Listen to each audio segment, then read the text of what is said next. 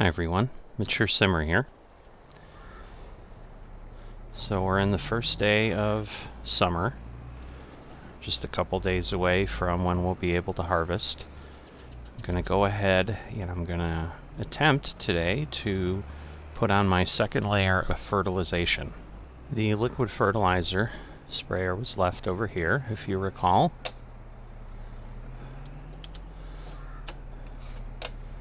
So I'm going to go ahead and get this connected.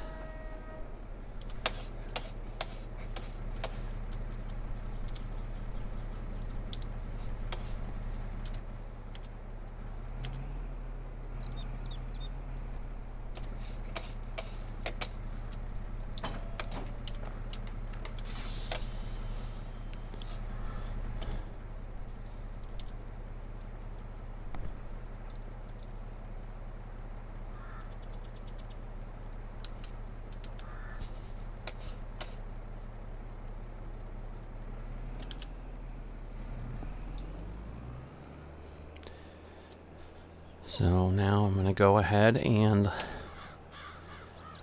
line up and go ahead and try to do a headland pass up here and see how everything goes.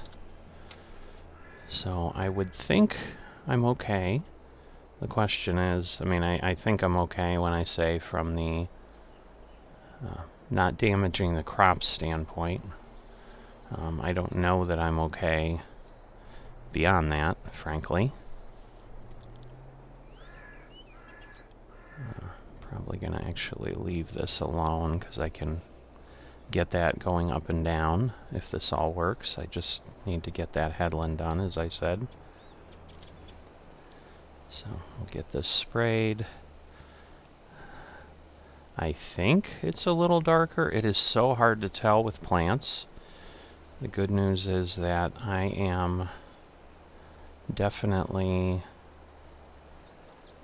not damaging the plants. They're not vanishing. So we can do this.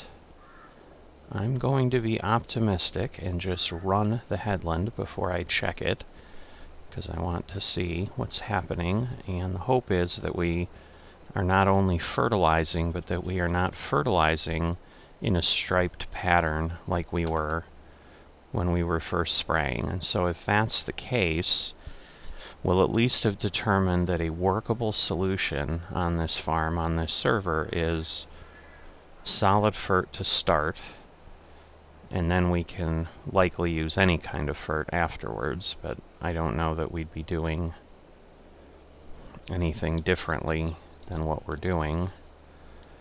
So it's going to be interesting because I'm starting to basically do the GPS down in the middle of the field. I'm just trying to keep track of all variables at this point, so that if suddenly I start having a situation where striping starts in the middle, I know that obviously it had something to do with turning on the GPS as well, or could have something. There would at least be correlation there. But as I like to tell folks as we analyze problems and try to get to root cause, correlation does not equal causation.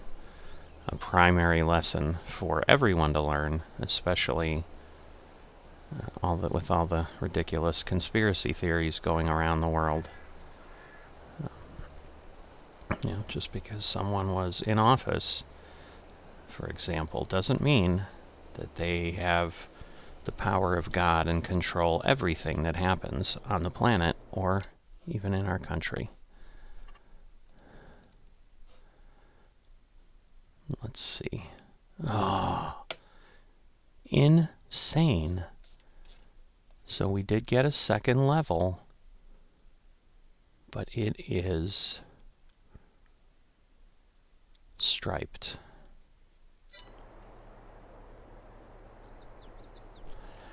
Alright, well, that is therefore completely useless.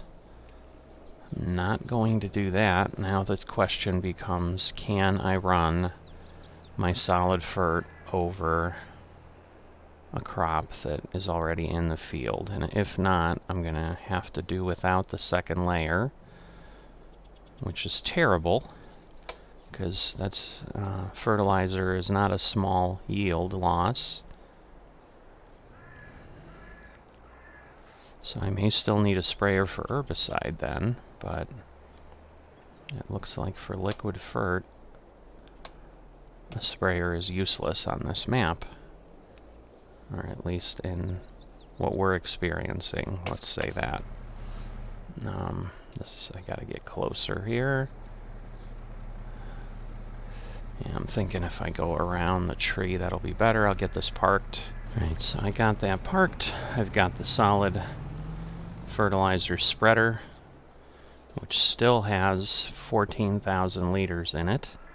So that will actually be enough because I have kept everything up to date. I've finally gotten my cost spreadsheet up to date, and we are looking at about 6,000 liters of fertilizer, give or take,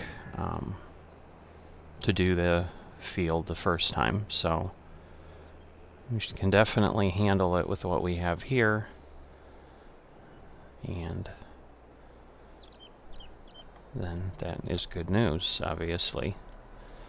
So once again, we'll go ahead, get a headland pass done here. This is a little bit of a trick. I should just have to change the width eventually for my GPS, but we'll get going there. We can obviously move way over in the field here, but we've got some leeway on this end. Alright, I'll do that, because I can see on the field there with the line where we're going, and obviously even we just have to watch the fertilizer spread itself, and that will give us a good indicator of, you know, are we good? We can get really close to the edge, but without a GPS line, I'm just kind of asking for trouble. So I'm assuming we're having the same type of thing where the fertilization is disappearing ahead of us. I don't know that I honestly care at this point. I just want to get this done, and I'm just glad that I can use this spreader as well without crop damage. So that building's going to be very familiar to us in harvest, because I'm going to be visiting it often, I believe.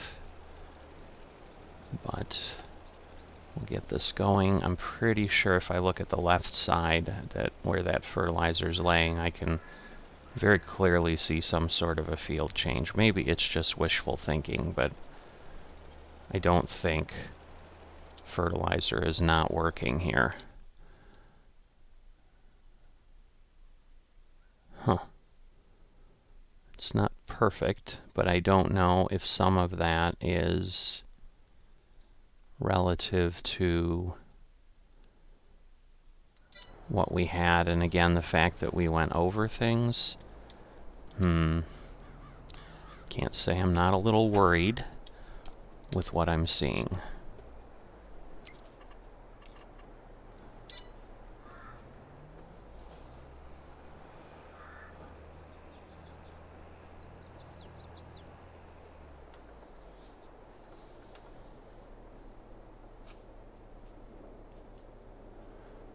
Alright, so you can see the little blue dots if I zoom in right along the edge of the field. Didn't even have to move them.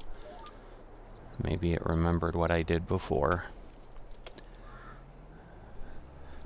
And then I'm going to go ahead here, and we're going to start spreading. And we're going to keep an eye out on things. And we should see, yes.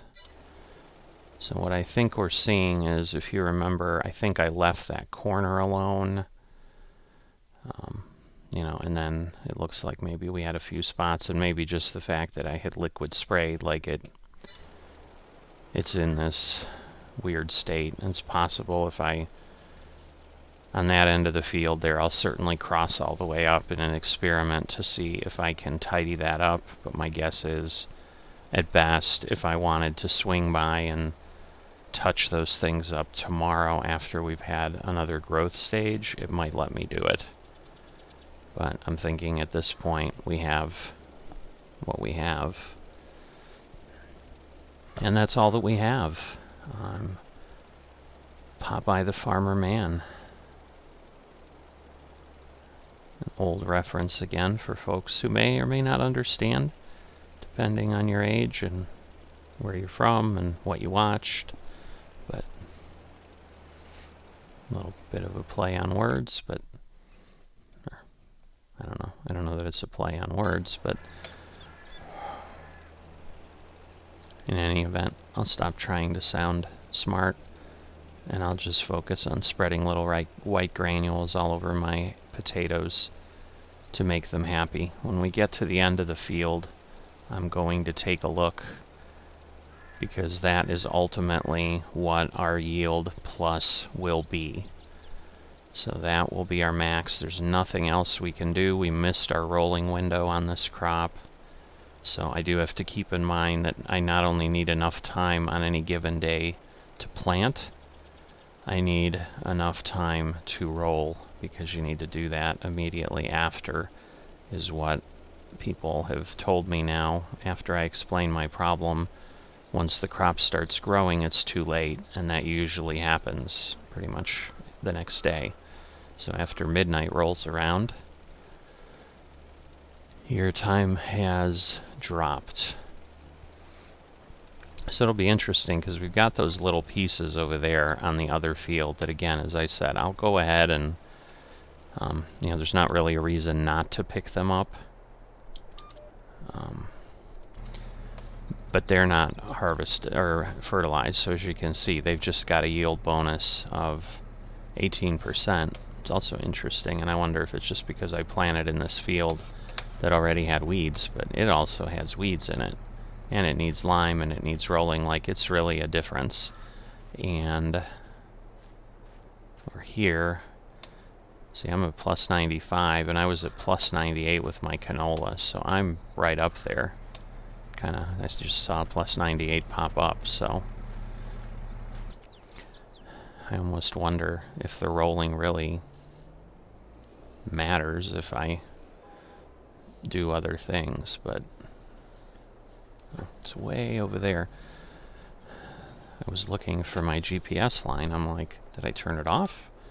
But no, I didn't. I just didn't move nearly enough over. So very, very nice to see. And remember the fact that we have a gigundus working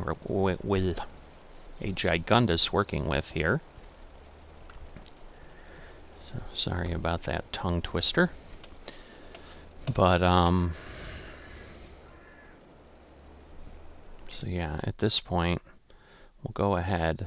But no, my point is I'll be able to harvest those, and that one row that's down kind of about here is certainly long enough that I'll be able to, should be able to tell, like, do I notice a visible slowness in how quickly the liters are going up in the harvester. But we will take a look and see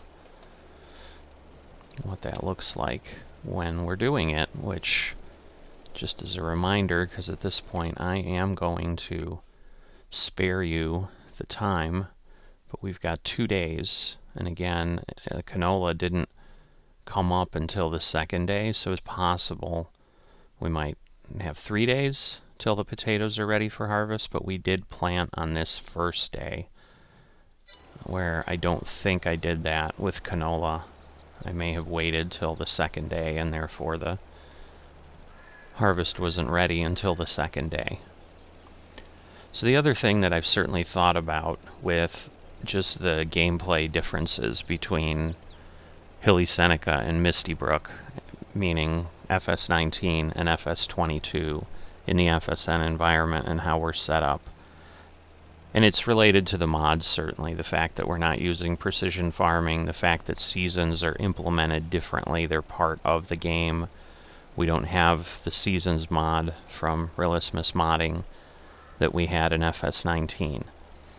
So with that seasons mod, there were things such as frozen ground, for example, that we've already experienced, that you couldn't work the soil during the winter.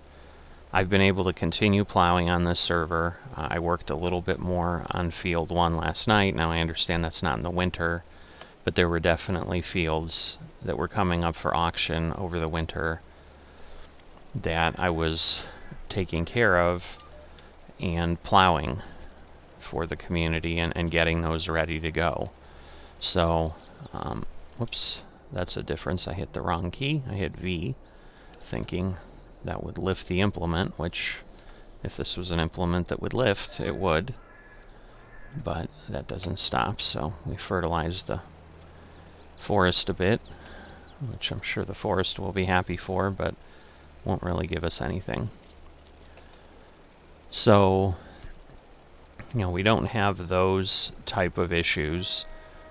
Along with that, we also don't have any kind of indicator, if you notice on the crop calendar, of temperature when these can get planted either, which was something that existed in the seasons mod as well. So you could have been in the planting window, for example, in Ohio, but if you planted, the likelihood of your crop actually growing to harvest was substantially reduced or completely eliminated, depending on, you know, how far out of the range you were, and just, I'm sure, variables that run in the mod.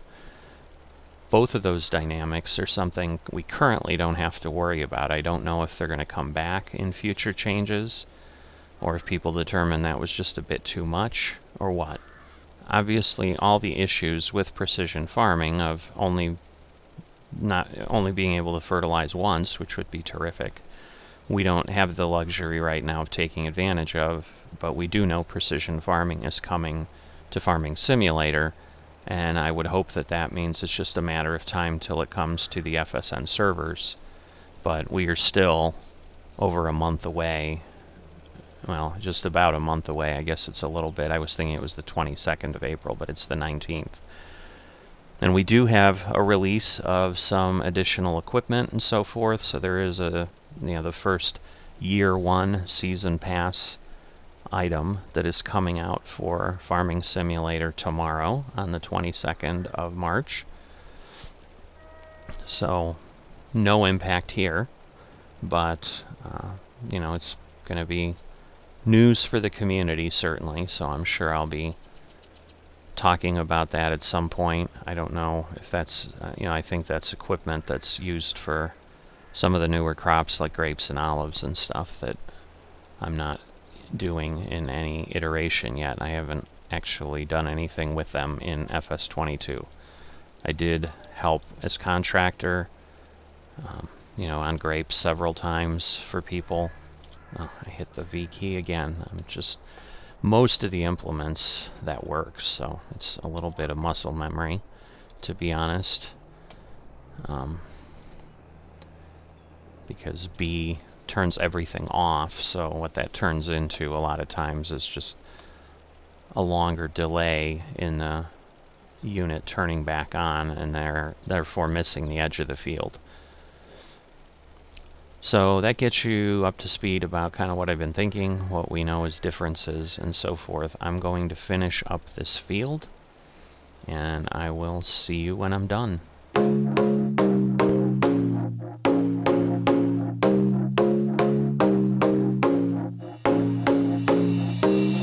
There's nobody else better than me around.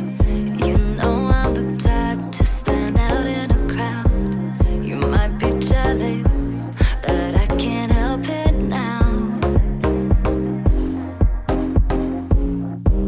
I'm like a diamond, can't stop me from shining bright.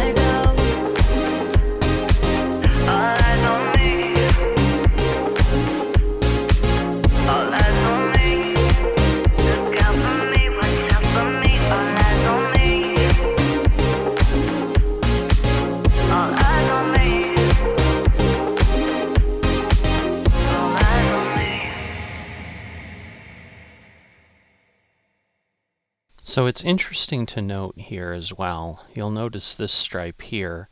We had a much thinner area that was unfertilized when we stopped last time, if you go back and look at that previous video.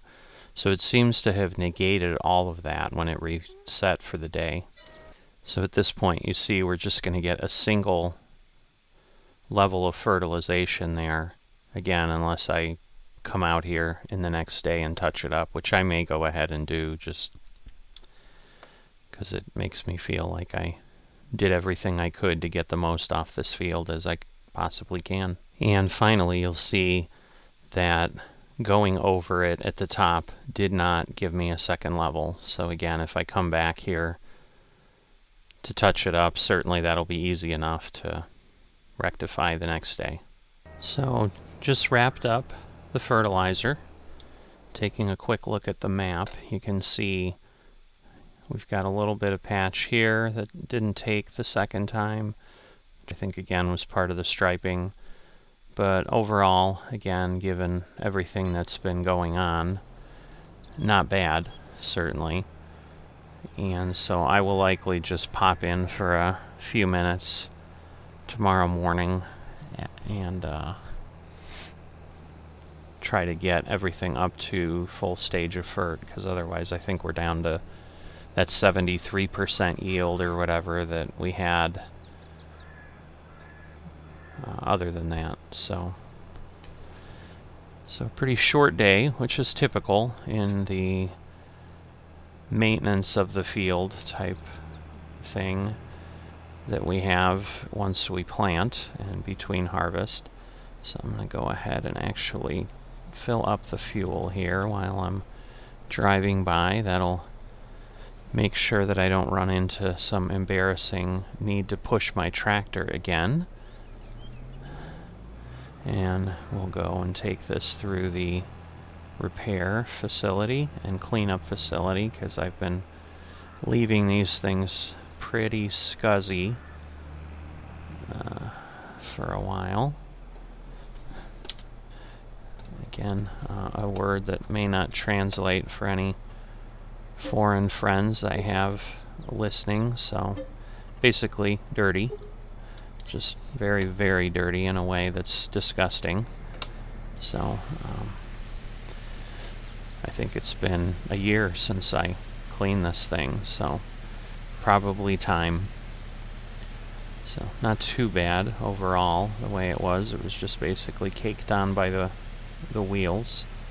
So these fenders clearly do nothing to keep dirt from spewing up there anyway. But cute. So maybe it just keeps large mud chunks from going up. Just looking at those little black buttons on the back near the light by the fender. I'm going to walk up to them. I've never gotten close enough on the Massey Ferguson. Like, do they say something, or what are they? Interesting. So it looks like you can manipulate some controls, probably on the back, maybe move the hitch up and down for positioning. So that would make sense.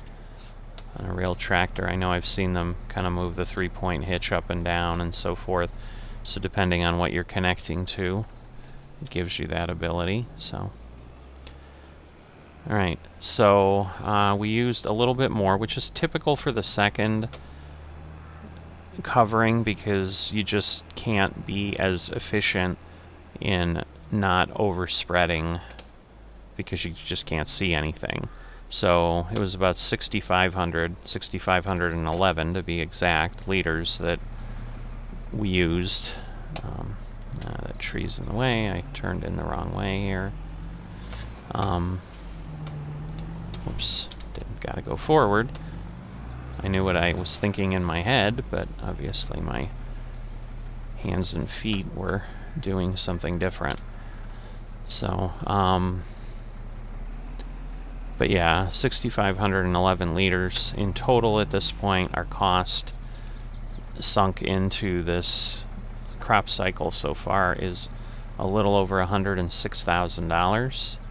So, definitely a not an insignificant investment in potatoes, and we'll start to see how that all will play out in a little bit.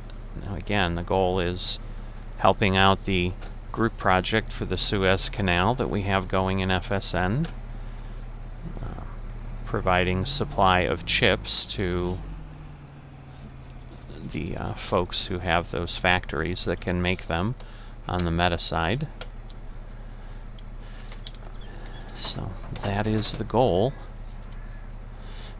And kind of once we're doing that, I'll give you an update. We'll take a look at the Suez project then. So,